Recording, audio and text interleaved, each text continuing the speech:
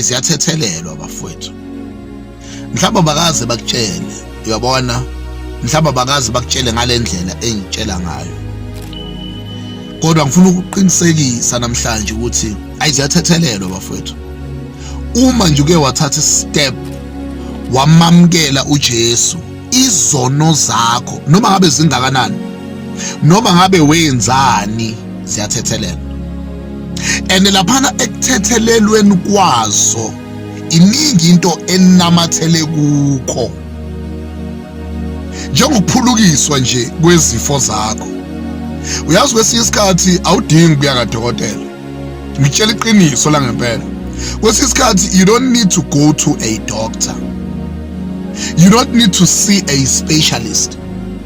Kwesinye isikhathi awudingi nokuya enyangeni mfowethu, udinga nje ukuvuma izono zakho, ngoba laphana ezonweni ziningi izinto enamathele khona. Khona ubuhlungu laphana, khona ukusinda, khona ukukhathala, khona amadimoni, khona yonke into, bese kukhandeka nezifo. Ngiyaqinisekisa namhlanje uma uke wazivuma izono zakho, ayimfethu, I guarantee you into mhlambe lo ongakaze uyizwe nongakaze utshelwe yona, kodwa namhlanje ngiyakutshela ukuthi wena nje thatha isinqumo wamukela uJesu, and izono zakho here and there zizothethelela. Ngoba njengoba ekhona umthetheleli wazo, none other than Jesus. Abanye bayelapha, bayafundisa, ba-rich, banayo yonke into, kodwa there's one thing engiyaziyo ngabo, abanayo le quality yokuthethelelwa kwezono. They cannot forgive your sin, yabona, kodwa ngiyaqinisekisa ukuthi ziyathethelela. And iyodwa into eyozisiza ngayo ukuthi phela do not condemn yourself.